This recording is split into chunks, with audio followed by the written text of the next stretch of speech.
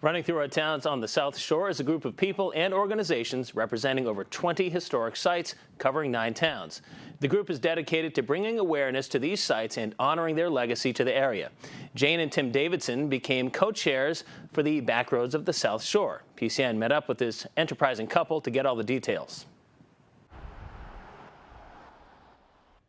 We actually have a mission statement that says our mission is to provide access and information that will create awareness of our little heritage gems.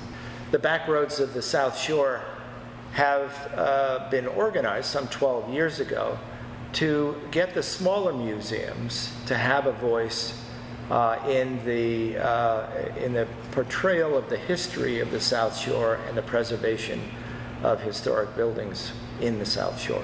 I think that the name, the Backroads of the South Shore, is sort of interesting because when I first heard it, I figured we were going to go travel the back roads. And I think the idea is that it is the smaller roads, 139, 3A. It isn't the big highways, it isn't the center of Plymouth, but it's all the little roads along the way, and that's where we come up with the Backroads of the South Shore. The Backroads of the South Shore, what a funny title. Come away from the hustle and the bustle of the cities and follow the intriguing path of early American settlers. Route 3A traces the old path between Boston and Plymouth, meandering along the trail of Native American feet, pilgrim carts, and stagecoaches. Route 3A gives you the chance to touch the homes of history, and that's what we're all about. These are the smaller museums, the historic gems that we want people to come and visit and see and experience and really feel what history's like. 12 years ago, the Backroads of the South Shore was formed to provide a cooperation between, rather than competition, a cooperation between these and among these museums along the Route 3A. We now have 16 member organizations in 23 sites up and down 3A. From Hall to Plymouth? Yep, and in 9 South Shore towns.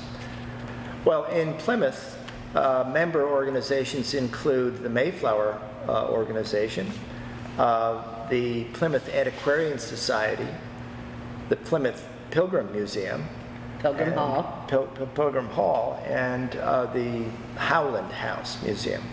So there are quite a number of places to go to in Plymouth. In Duxbury here, the Duxbury Rural and Historical Society is a member, as is Marshfield and an organization in Kingston called the Jones River Historical Organization, which has the Bradford House and often do these wonderful breakfasts during August and July. The first Sunday of every month is wonderful. They do these great breakfasts over at the Bradford House.